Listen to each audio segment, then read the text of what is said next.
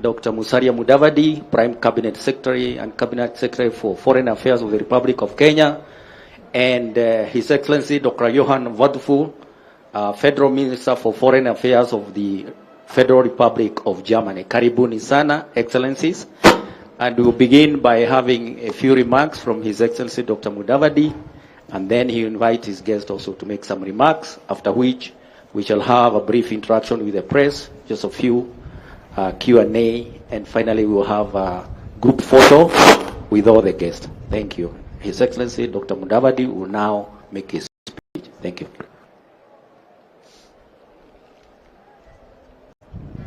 Am I audible? Yeah, good. Thank you.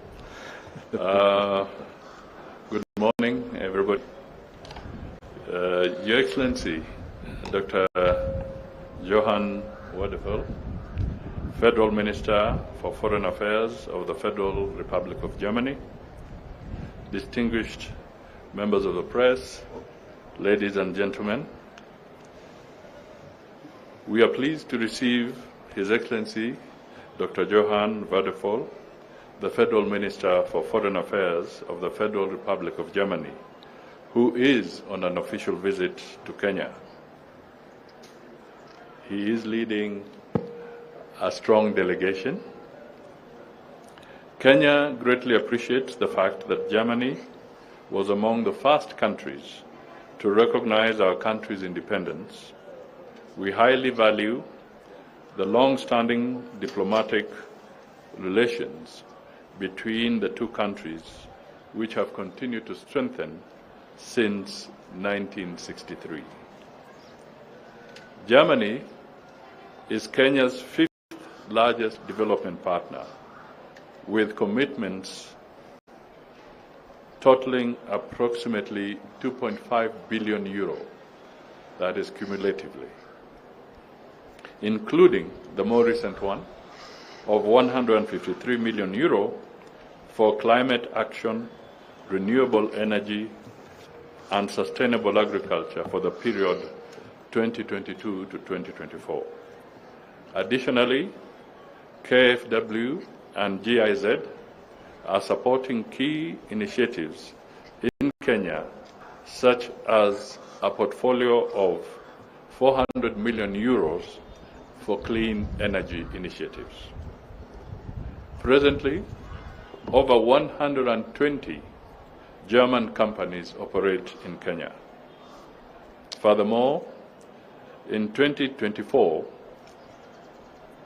we executed the comprehensive migration and mobility partnership between our two countries, and this seeks to improve skills development and facilitate structured labor mobility.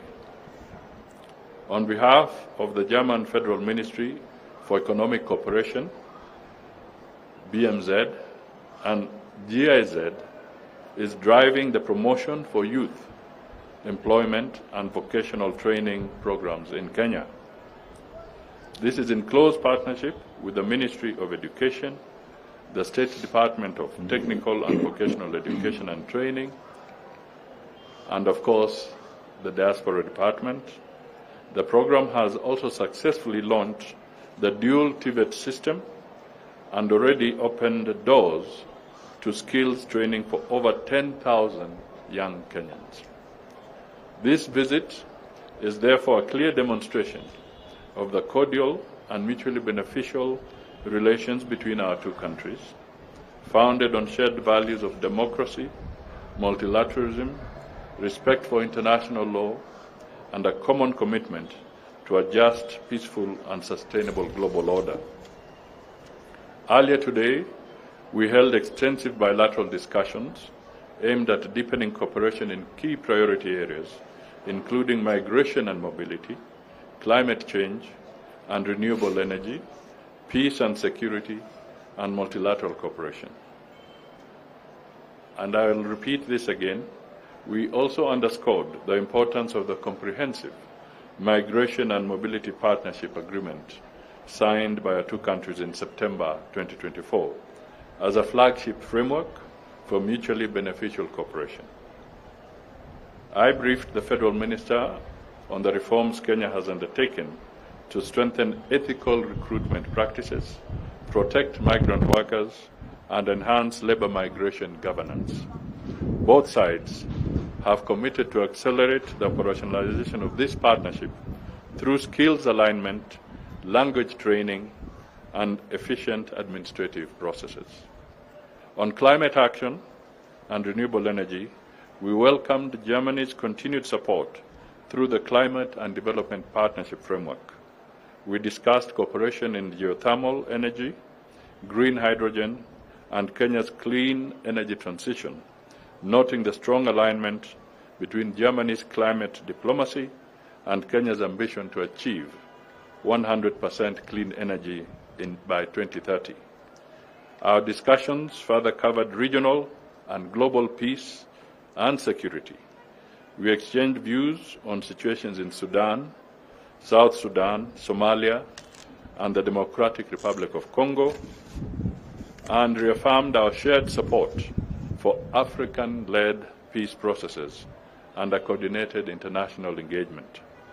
At the multilateral level, Kenya and Germany reiterated their strong commitment to a rule-based international order and to strong multilateralism. We agreed on the need for meaningful reforms to ensure a more inclusive, representative, and effective multilateral system. To this end, I thank His Excellency Dr. Wadapu and the Government of the Federal Republic of Germany for continued partnership and constructive engagement. Kenya looks forward to deepening our collaboration for the mutual benefit of our people and in support of regional and global stability. It is now my pleasure to invite His Excellency Dr. Johann Wadephul, Federal Minister for the Foreign Affairs of the Federal Republic of Germany, to make his remarks. Thank you, Mr. Minister.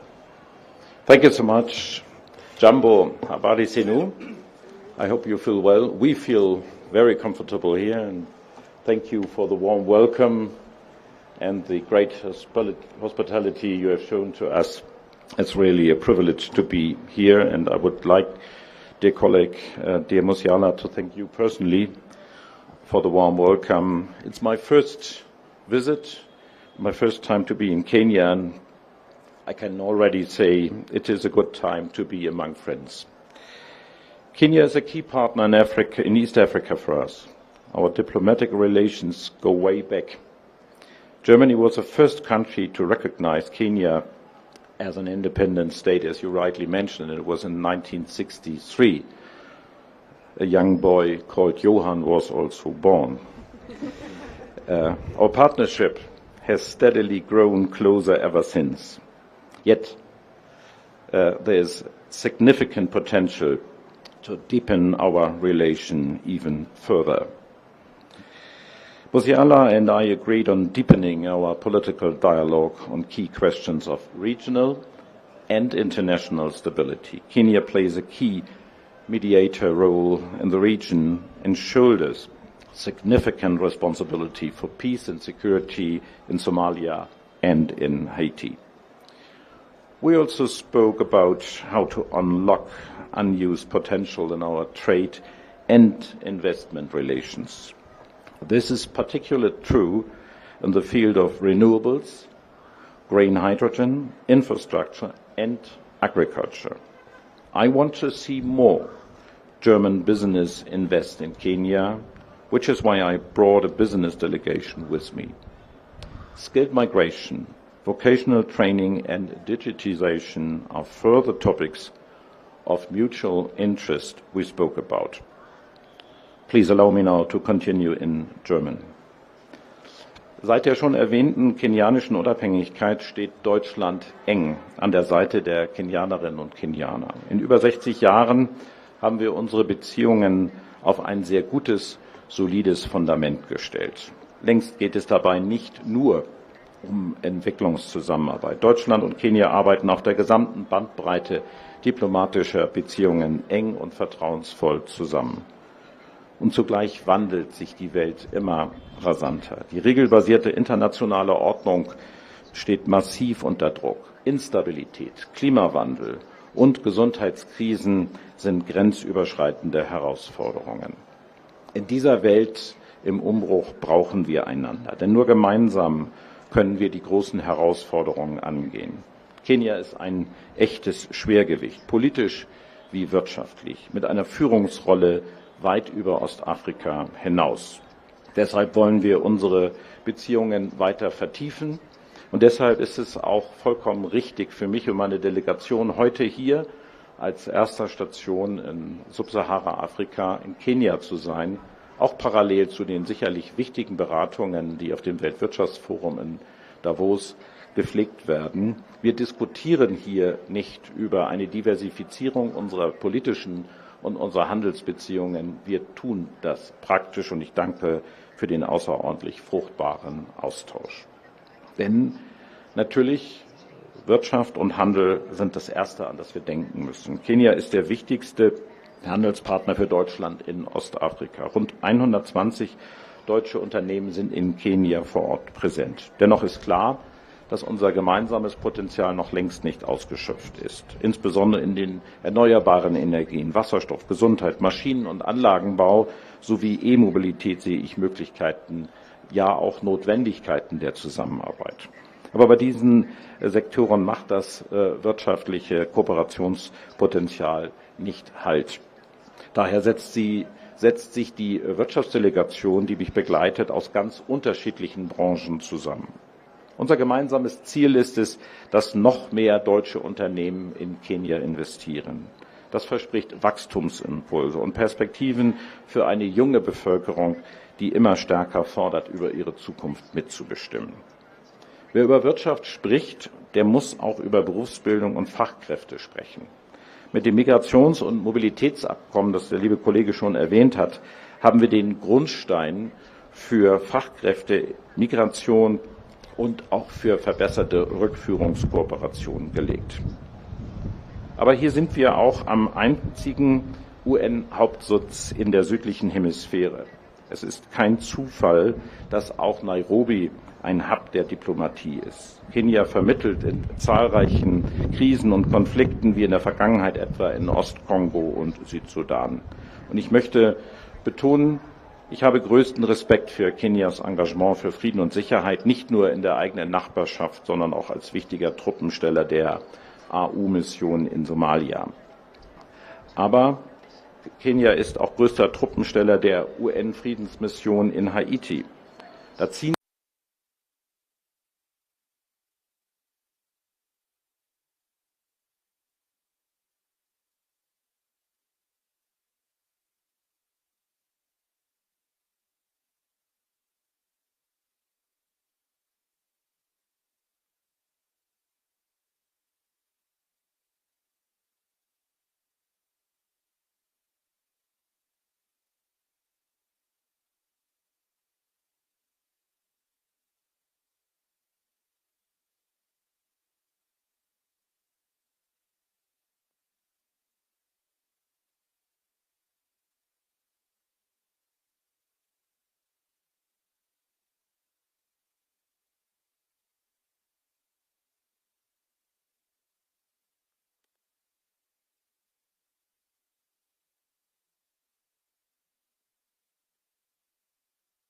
aggression against Ukraine. For example, when it comes to buying bread or at the gas station. So we have a common interest in defending the rules-based international order, regardless of where it is being called into question, in Africa, in Europe, or elsewhere in the world. In turbulent times, Kenya is an anchor of stability. At the same time, climate change has dramatic consequences for Kenya. Devastating droughts are often followed by deadly floods. Conflicts about scarcer resources are exacerbating. And in order to halt tendencies of radicalization, Germany and Kenya have launched the Initiative on Climate Change and the Prevention of Extremism at the Global Counterterrorism Forum. Because one thing is clear, we have a common interest in fighting terrorism and radical extremism that also threatens us in Europe. Musiala, over 60 years of diplomatic relations In over 60 years of diplomatic relations, we have grown close bonds between our two countries. I'm delighted to be in your beautiful country, and it is great to have such a reliable partner here in Kenya. Thank you so much. Asante sana. Thank you so much.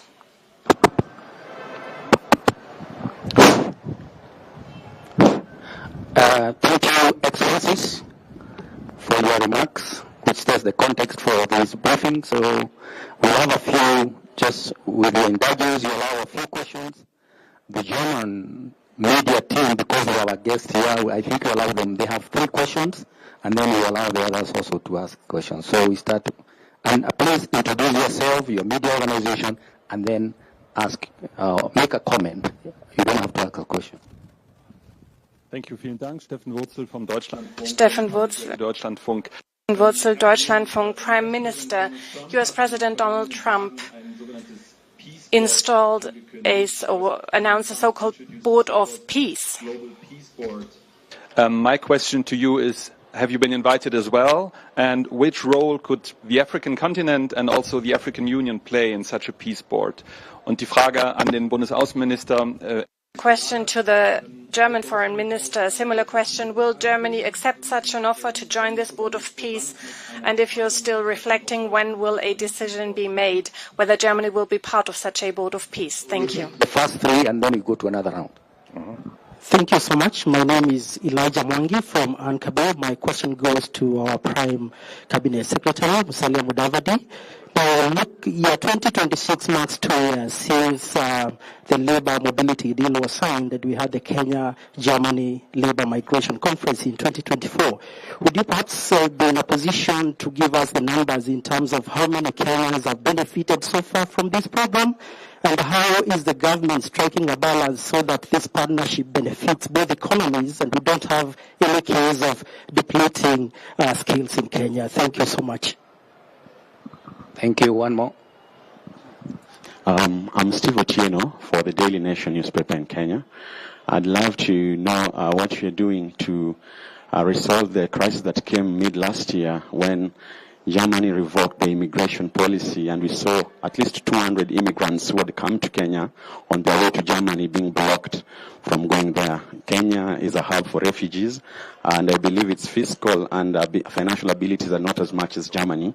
So when they were blocked from going to Germany, how are we going to resolve this in the future so that Kenya does not have that fear that when immigrants come on their way to Germany, they'll be stopped and stranded here in Kenya? Also, just the other question, as is asked, there are critics and experts who are worried about the labor migration on that line of brain drain. How are we going to balance brain drain versus economic reintegration back here in Kenya? Thank you. Thank you. Excellencies, you may proceed. Check, will you start? Yeah. Okay, let me start. First, let me just pick up the issue of the peace board. No, we were not invited on that particular initiative. But from our perspective as Kenya, it is important that institutions such as the United Nations be strengthened. Because the whole aspect of peace architecture globally is anchored around the UN framework. And that is why you have the Peace and Security Council, which is a global entity recognized internationally as the bastion of matters relating to peace initiatives globally in terms of what should be the level of intervention, what kind of interventions, and so forth. So we believe that multilateralism is the way to go. And I think if there are issues, it's good to reform the UN rather than create parallel processes if we want to have a coordinated approach. That is the position that Kenya holds on this particular matter. On the issue of what are the benefits that accrue since we signed the structured partnership on labor mobility, I may not be able to give you specific data at this point in time, but it has, the initial position is that we are seeing a more structured approach between those who want to move and take advantage of opportunities in Germany in terms of skill direction, skill identification. So it is not what you call a haphazard migration. We want to use it more positively, what you would call productive mobility. And to attain productive mobility, then we have to have a structured process. That is what this agreement between us and Germany seeks to have. So we will see the results further down the line, and I'm sure they will be positive for both countries. I'm not worried about brain drain. Kenya is churning out a lot of skilled people, and international opportunities are equally important for them, just as much as opportunities locally are critical. But we are not worried about any brain drain at all. Nor am I. Nor am I. And I think both sides will profit from this very structured process. To tell you perhaps a little bit a ridiculous story I read in my local newspaper in the very north of Germany, where I'm living, very close to the border to Denmark, but we are lacking on bus drivers. And the last 5 bus drivers which arrived there, very, very skilled ones, were Kenyans. So everybody appreciated that they arrived, and they are doing the job very diligently and very good. So it's running, it's functioning, and I don't see any obstacles for both of our sides. So in the end of the day, I think both sides will profit. But it's a structured process. We're not in a hurry, but we need what really to do on both sides. With regard to the refugees, I'm not very familiar with that very case, but as far as I heard, these nearly 200 people returned already to Germany, so that was managed. And of course, the migration issue is one of the core issues we have to really cover both on our sides. So we are in a very close dialogue between our interior ministries on that.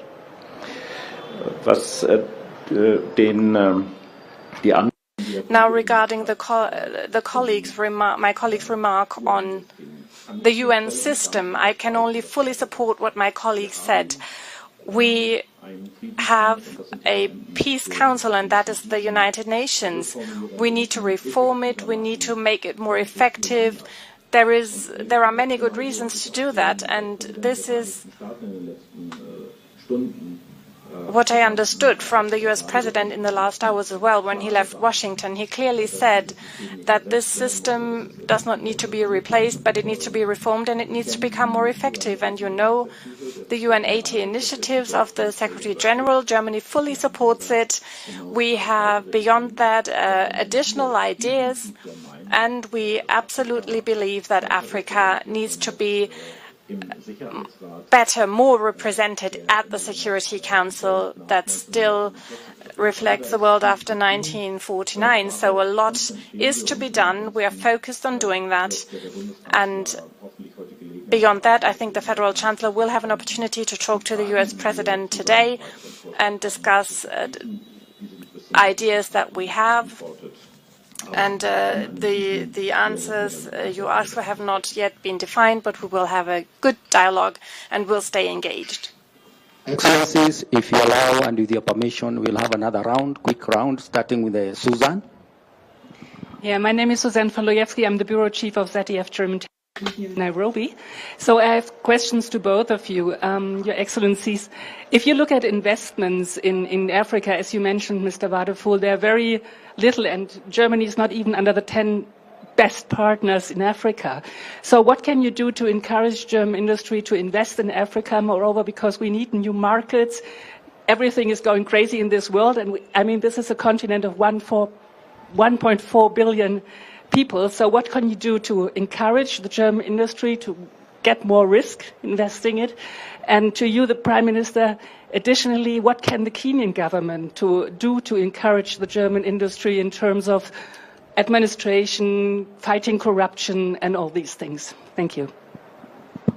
Thank you very much. I think that is all. You wanted to ask her? Okay, very good. Yeah, the region is currently plunged into a lot of conflicts, Sudan, South Sudan, Somalia. There have been a lot of bilateral engagements, but we see the problem still persistent. Are there any ways Kenya and Germany are trying to come up with a new approach to bring this to a definitive end as it is currently? Thank you very much, Excellencies. Shall I begin? Yes, we have, of course, our conversation also touched the regional conflicts, and especially, of course, the unfortunately overseen conflict in Sudan. We both share the hope that the international community is able to pay more attention on this very conflict, because a lot of people are very suffering there, and it's a very dire situation. And as we very much hope that the Gaza conflict will go into the second phase, there will be more international attention on that, and what both of us can contribute to bring both sides together in a conversation room under one roof, we will do so. As far as I understood, both of us have made several attempts, but unfortunately, per now, we've not been effective and not brought them together. But this is very much needed. We need a humanitarian ceasefire as soon as possible in order to be able to provide the people with the humanitarian aid there, and we are coordinating our efforts commonly. Afrika ist für Deutschland ein Chancenkontinent. Africa is a continent of opportunities for Germany. This has long been overlooked. We have had a greater focus on the north and the south, and have neglected, unfortunately, everything that is in between. So it is no coincidence that I start my visit here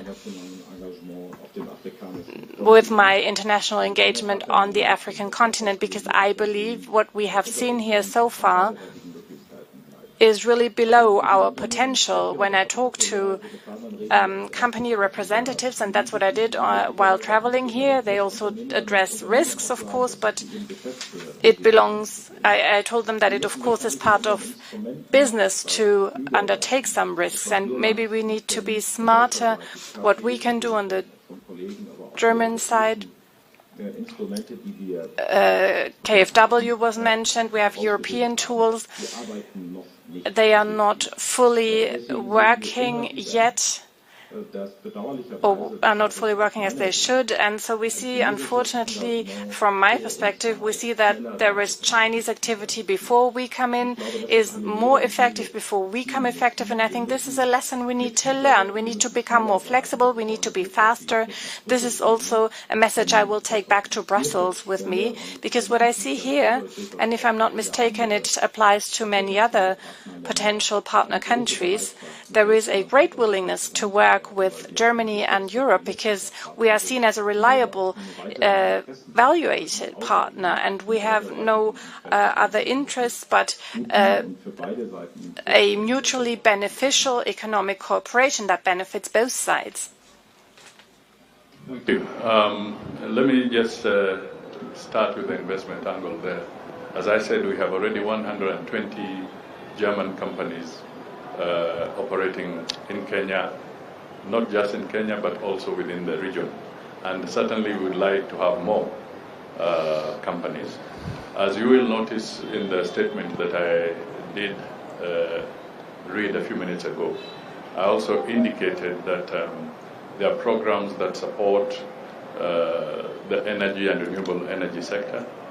So we are likely to see more investment in this space and also in other areas.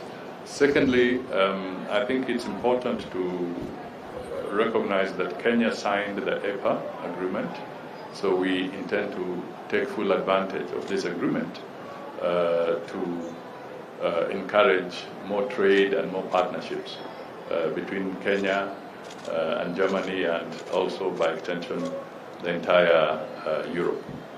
I also want to quickly highlight that the Africa Continental Free Trade Area is on the cards, and this is a big opportunity for our friends and partners beyond the continent to plug in so that we can diversify our portfolio of investments and programs.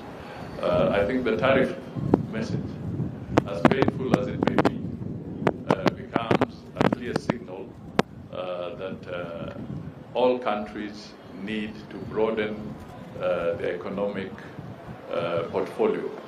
And the area that is likely to have a lot of potential for growth is going to be the African continent. And this is where I would pitch and encourage German companies to really look at Africa as a growth area and as an area for serious diversification, both in terms of minerals, in terms of other assets that can be beneficial to economic growth. On corruption, we continue to fight this vice. In Kenya, we have made some very significant adjustments. We recently amended the anti-money laundering law to tighten it. We have put in place the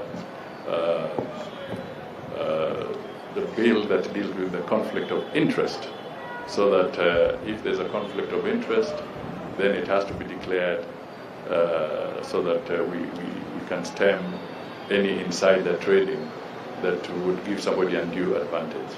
We have passed the virtual assets law to be able to deal with that space around the virtual assets and the trading and the mischief that could arise there. We continue to work with institutions like the IMF. We have just concluded what we call a governance diagnostic, working in collaboration with the IMF. And the findings of this diagnostic are going to feed into our fight against corruption and improving our governance in some specific areas. Thank you so much.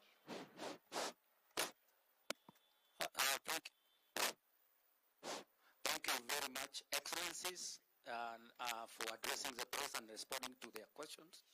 We now have a group photo, so we'll ask Your Excellencies to remain where you are. We will remove the podium. And then I want to invite all the members of the German delegation to come for the group photo. Those who are at the meeting upstairs, please come for the group photo.